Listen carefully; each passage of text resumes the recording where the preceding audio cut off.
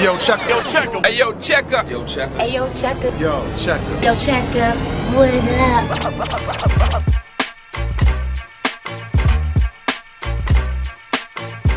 Welcome to the Yo Checka Show. I'm Checka Cee, and it is time for you and me to get together. Now, let me stop. But for real, it's going to be a good show. This is one of our last, but we've got Marlone Wayans on, and he's talking to us about his new Haunted House 2 movie. So you already know that's going to be good. And, of course, we get into the community. And right here in the ATL, we go to check out your girl Zoe Clark, local artist on the scene, pop artist doing her thing. And we get to see her live and in the flesh. So you can't miss this. But before all of that, you know we got to talk about the chitter chatter. If we cannot stop bothering this Bieber boy, I'm so over it. Can we just leave the kid alone? Seriously. So protesters were out this past week, right?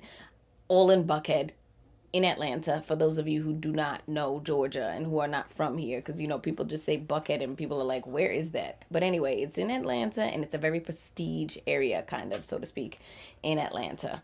So, of course, Justin Bieber, some may or may not know, but he's been renting out Dallas Austin's house. Major mansion, 7-bedroom mansion, okay? And Dallas Austin, for those of you who don't know, he's an executive record producer, and he's been in the game for years. And hello, he's got a 7-bedroom mansion, and he's trying to get rid of it. So who's renting it? Justin Bieber.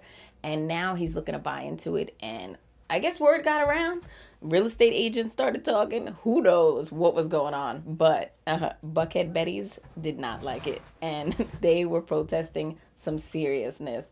And I just think it's so corny because seriously, let the boy live. I mean, he's young, he's dumb, he's full of rum. And I'm not really calling him dumb, but that's the saying.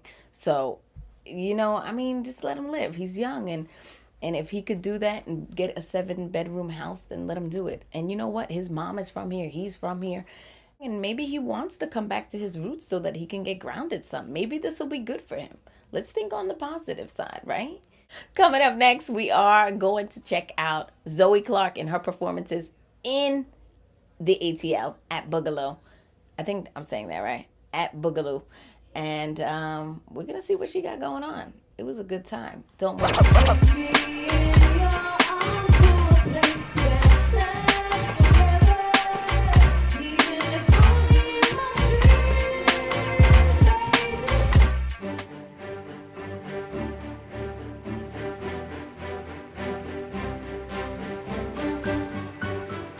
It's hailed as a national model, a bellwether of what can be, if more American cities embrace the concept that livable, sustainable communities are achievable.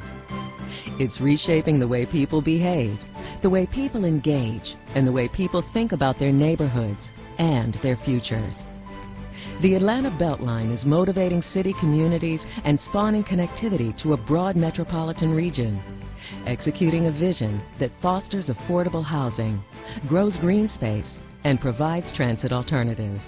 I think it's going to be transformational. I think that it will probably be second in impact over the next decade, only to Hartsfield-Jackson Airport. That's why I'm here expressing my support and letting everyone know that I'm committed to seeing the Beltline and all of the benefits that come with it through. The powerful, bold, and audacious idea of converting an old industrial rail line to something that will nurture communities and families and individuals for generations to come is thrilling to everybody. The Atlanta Beltline is fortified by a grassroots movement. Residents continue to champion the idea that a 22-mile rail corridor around the city's urban center can be repurposed for the benefit of all. Advocates are mobilizing, convincing neighbors, business owners, and Atlanta's corporate and philanthropic partners that tired train tracks can be removed and replaced with a new 21st century transit system and an abundance of trails and trees. Every morning I see people walking, every night I see people walking, all weekend I see people walking. It's made a huge difference. And people are coming into the neighborhood now that didn't come in before. And that removing blight can lead to the construction of energy-efficient homes, financed in part through tax increment financing and an affordable housing trust fund.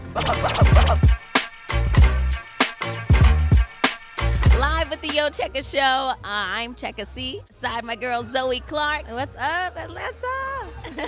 How you doing? I'm doing great. Thank you for having me. We are at you're having us. We're at your listening party. Thank you. Thank you for coming. Thank you so much. This is an amazing place. I know it's going to be an amazing event, and I cannot wait to hear your new material because you and I are no stranger to one another. We have interviewed already. You're like family, and I'm excited to hear the music. Tell me about what the difference is in the music on this. I know you've been doing multiple mixtapes. What's this mixtape now? What number? This is my third mixtape. The installments have been called Runway Music, and so I did Runway Music 1 and Runway Music 2 with DJ Tracy Steele.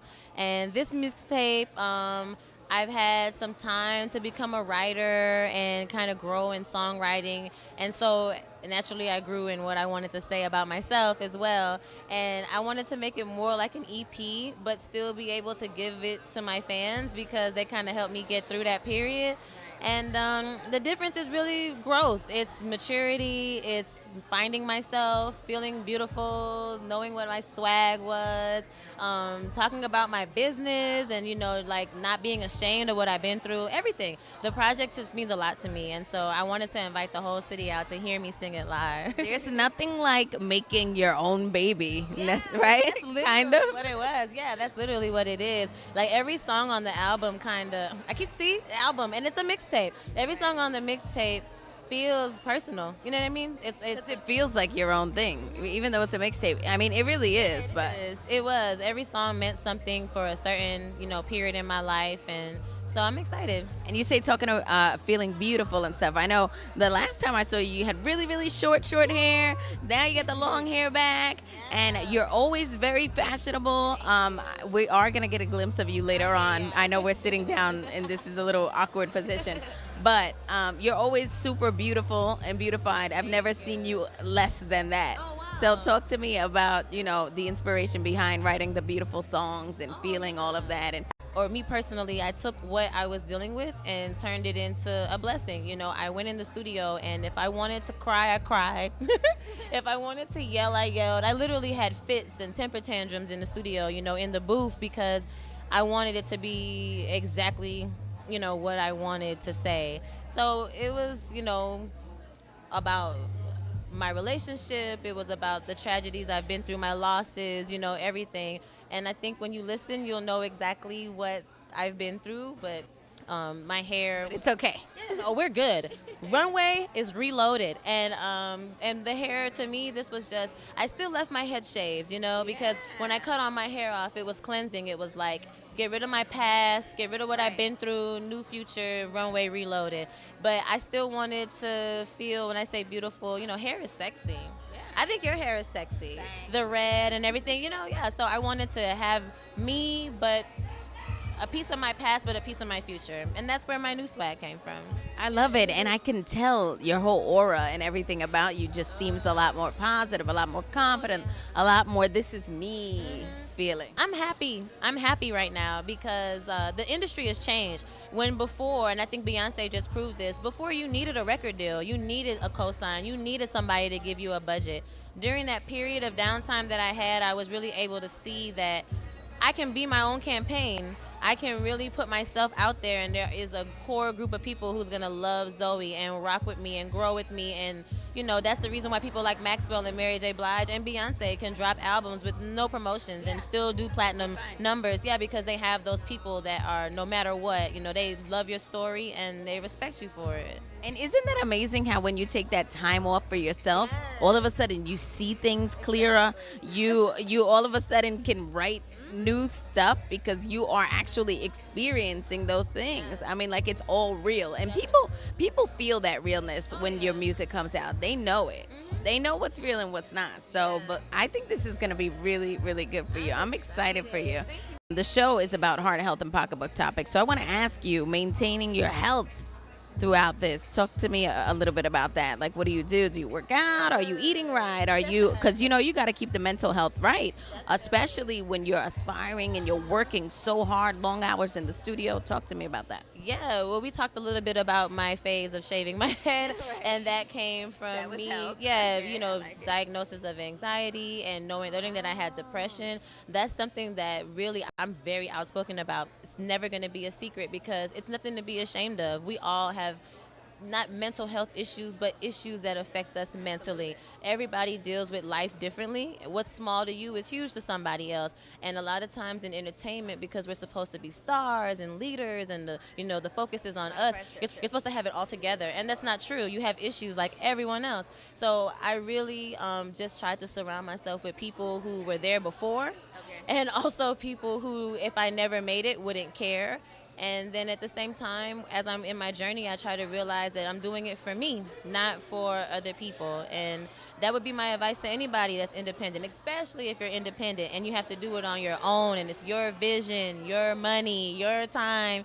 Make sure that you're doing it for yourself, I love it. I love it. And talking about money, you mentioned money quickly. Even the finances are a big deal for an independent artist. I mean, it's hard putting things together, getting the outfit together. All of that costs money. So, I mean, sponsorship was everything. A lot of people have so much pride that they don't want to ask other people for help, but business is bartering, you know what I mean? Even if it is a money transaction. So I learned to build relationships with people and really make sure that the money was something that if I did it with them, it was cool, but if not, they were so much a part of my vision that it was okay for them to grow with me. That would be my advice to any indie artist. Build relationships and then talk business with somebody. yes, I love it. Zoe Clark, we're getting ready for you to perform.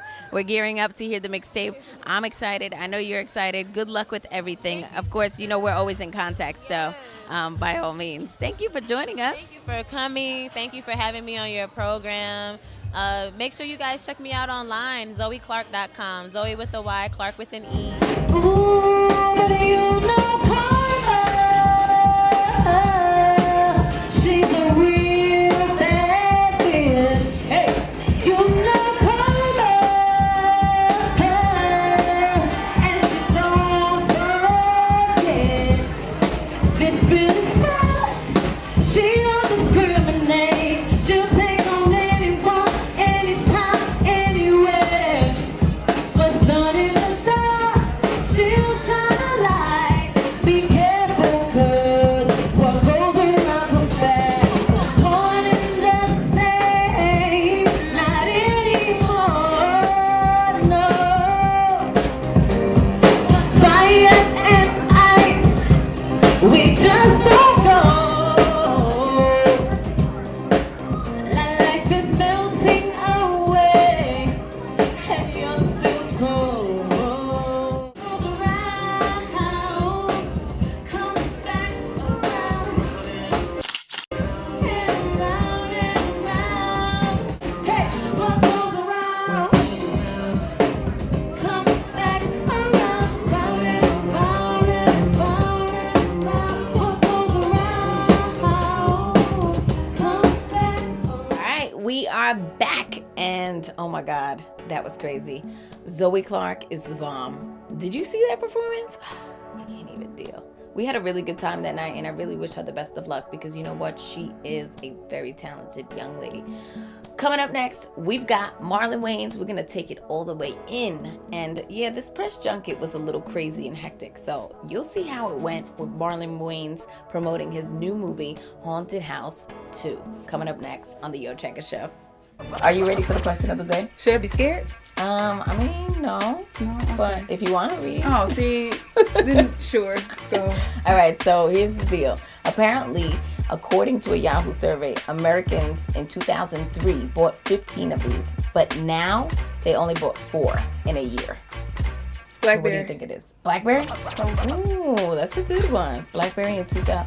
Was BlackBerry prominent in 2000? I They guess were. It was the old big model, the one that was like really, really fat and had all the keys and the little big roll. heavy joint. Oh my, Mhm. the roll. The little roll. Wow, the she roll. threw it back with the roll and everything. That's It was a good heavy. one though. Okay, it is kind of like in the technology realm, but it's not a BlackBerry. But that was a good one. You can take a guess at it if you want. Hit me up at Checka Cee, hashtag #YoChecka.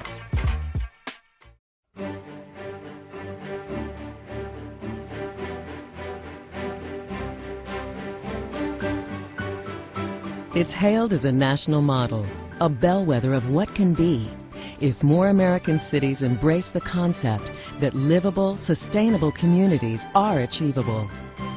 It's reshaping the way people behave, the way people engage, and the way people think about their neighborhoods and their futures. The Atlanta Beltline is motivating city communities and spawning connectivity to a broad metropolitan region, executing a vision that fosters affordable housing, grows green space, and provides transit alternatives. I think it's going to be transformational. I think that it will probably be second in impact over the next decade, only to Hartsfield-Jackson Airport. That's why I'm here expressing my support and letting everyone know that I'm committed to seeing the Beltline and all of the benefits that come with it through. The powerful, bold, and audacious idea of converting an old industrial rail line to something that will nurture communities and families and individuals for generations to come is thrilling to everybody. The Atlanta Beltline is fortified by a grassroots movement. Residents continue to champion the idea that a 22-mile rail corridor around the city's urban center can be repurposed for the benefit of all. Advocates are mobilizing, convincing neighbors, business owners, and Atlanta's corporate and philanthropic partners that tired train tracks can be removed and replaced with a new 21st century transit system and an abundance of trails and trees. Every morning I see people walking, every night I see people walking, all weekend I see people walking. It's made a huge difference. And people are coming into the neighborhood now that didn't come in before. And that removing blight can lead to the construction of energy-efficient homes, financed in part through tax increment financing and an affordable housing trust fund. The Beltline was definitely a part of my decision to buy my house, and it's very close to what's going to be a great transportation area, and I'll be able to walk 2 blocks and be connected to the whole city, so that's something that's invaluable. A pedestrian-friendly rail system, bike paths, and pedestrian walkways, all moving people, connecting them to public transportation, to parks, to jobs, to economic prosperity. City leaders, educators, and health experts tout the Atlanta Beltline's long-term benefits that come from 45 vibrant, strong, safe neighborhoods linked by optimism. When you go into neighborhoods and you talk about the Beltline, people are ready to get on board. The Beltline is redefining Atlanta, and I think that is a part of the momentum. That is a part of the excitement that you see, because we are setting the example of how you grow smart, and I think that that is major for the Beltline. I've seen a lot of change in the neighborhood, and it's just amazing, you know, how it has changed. I think the change is for the better. It's going to be better for everybody. And I'm glad to see the neighborhood is more diverse, you know, not now than it used to be. So, you know, that's good too. Atlanta, recognized as the capital of the South, once again draws on its pioneering legacy to bring the vision of the Beltline to life. The Beltline is really the synthesis of everything that's good when it comes to the environment, transportation, affordable housing, health, walkability, access. And all of these things haven't come together in one place in this country before. And so this is a national model for how you do things right.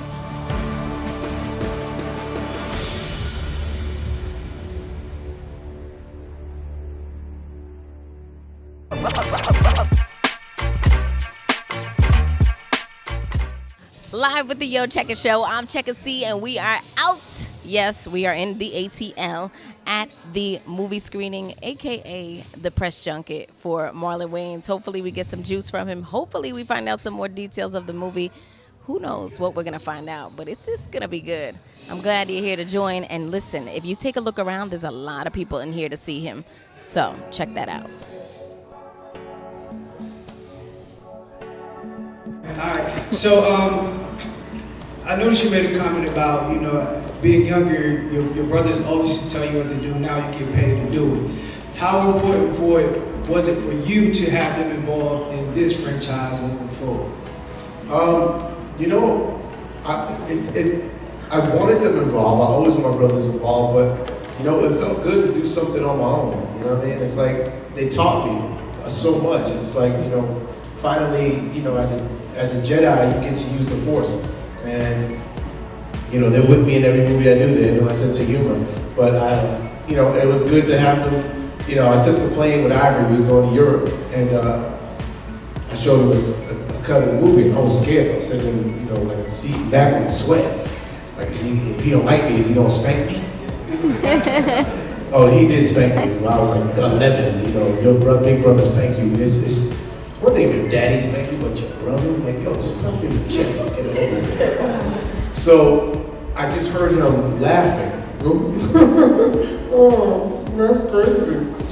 And after the movie, he goes, "That's a good job. You made a funny movie." And that meant the world to me, you know? And even Crazy Damon came to the premiere and he was like, "I only saw the last 15 minutes, but I laughed a lot." So, you know, it feels good, you know? And you know, it's good to do a combination. I always work with my brothers, you know. We're actually talking about doing a first ever Wayans Brothers tour.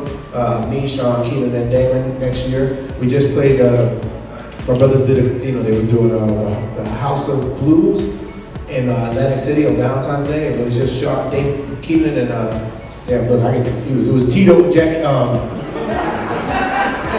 it was just David and Keenan originally, and then Sean was like, "I'm gonna go and I'm just gonna perform. I'm not getting paid. I'm just gonna go show up." And I was like, "All right, well, if you're gonna crash the stage, I'm gonna crash the stage too."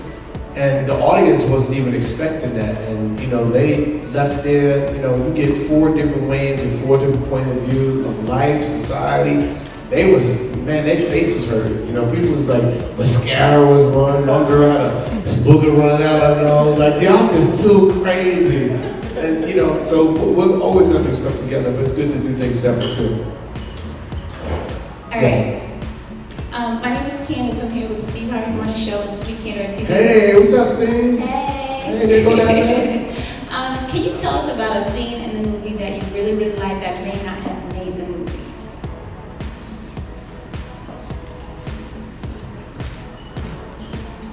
Ah, man. Let me think. I'm sorry. When we shoot these movies, we literally shoot about 70 hours of footage. So, you know, we cut scenes. Okay, there's a scene. Okay, there's this one scene where there's this, the little girl calls me in her room because there's this dark entity in her room. And she's like, hello? So I go in the room, and she's like, "Malcolm, it's behind you." And I'm like, "Where?" And she's like, "Right behind you." And I'm scared. I'm like, "Oh my God." So I won't look at it, but it's breathing down my back. And I'm sitting there crying. At one point, I'm so scared I fart and shit myself. But, like, and I'm just like, "Oh my God, Lord, don't kill me, Mama. I don't want it." And it's really funny, but it's just like, you know, we like to keep these movies short and sweet. And as funny as it is, we just felt like, for the overall journey of the movie, I'd rather not have that stutter step and just keep them on a roller coaster. And I think we had enough beats of scare to make people laugh. So you just make your choices, and you know, it's something great that we can put on the DVD. Plus, we couldn't afford the effect of the demon in back of me. So yeah, so that was an easy cut. It cost $200,000. That's like, whoa, that's you got a $3 million budget. That's about 22% of your budget. Don't quote me on that. I ain't do good or bad. Yes. Hey Marlon, I'm Taylor from Taylor Talks. We spoke earlier today at the Bronner Brothers show. Hey, how you doing? Good, good. Question: would you say this is one of your I would say greatest movie accomplishments?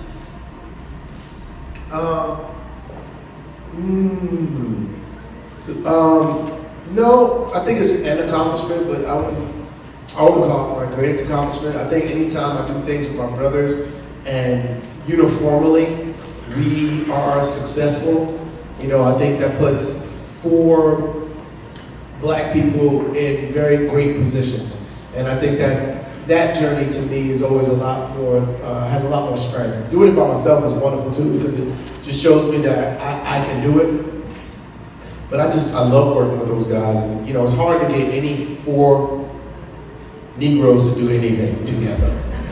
Like, I see why New Edition keep breaking up, you know? Damon's Bobby Brown, y'all just don't understand.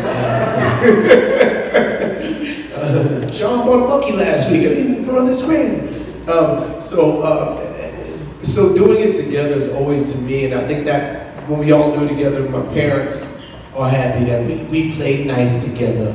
But I also know my mom and my dad have sat me down and told me that, you know, they're proud of me and they're happy that I went and did something on my own, because they go, baby, you have superpowers.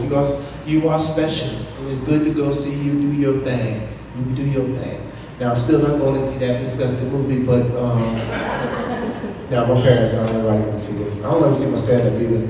I'm cursing for an hour and a half. I can't believe it. It feels weird. You're talking about sex and your mama. Oh, baby, you crazy. Mr. Wayans. Last thing you want to hear is, yeah, hey, goddamn, ain't no sex. Your mother go, yeah, that's crazy, ain't it? Gotta love that man, Marlon Wayans. Oh my God. You know what? He looks so young in person. Like, I mean, you see him in pictures, he looks young, but when you see him in person, it's like, wow. You know what I mean? Anyway. Well, now it is time for the Daily Tweets, and Kelvin, my boy Kelvin, is going to join us. He is actually a community advocate. He's in the community doing his thing with Whiteford Community Clubhouse, and he teaches the youth how to produce songs and how to make music, and the list goes on. So he's going to join us for the Daily Tweet. The Daily Tweet is from Mitchell_Dust. Says, how do you implement hashtag social media, hashtag technology, so it increases the effectiveness of your staff? So he just tweets that. What do you think about that? I think it's a valid question. We use ours a lot for promo. You know what I mean? Right. Social media runs the world these days as far as promotion. So we use ours to kind of help the kids get their projects and different things onto the internet and different mediums, so other people can see it, and friends and family members and stuff like that. So teaching it to other staff members, not only the kids, is a big deal. Yeah, because they got to know how to do it if they're going to get the kids to do it. If you can't do it, how you going to teach the kids to staff do it? members these days, I'm not sure that they know how to do it. Yeah, so. I think that's a little past their time. So some of us. But you do got to know how to do it, because you used to teach me, remember? He's not even lying. You do it. No, but you had to refresh my memory, right. because I don't know what happened. But no, it is very true though. The Yeah, technology is so driven, I think, in all different realms, like not even in the entertainment industry, because that's what we kind of dealt more with, but like just, you know, even the computer itself and all the different programs. Yeah, different ways to access it. Different computers have different systems and different ways So to get to it. teachers, I gotta get on it. Good point. And even Good different question. staff members, not even just teachers. I mean, this is just like all different. It's universal. Yeah. You got to get in. Projector screens, random. Everything, iPads, iPods, Mac Minis, everything. It's all. Love it. A whole bunch of different ways to get to it. My boy Kelvin, check him out. You want to plug yourself? No, thank you. For having me. Checka Cee. Oh, that's the new thing. Yeah. How it goes? Right.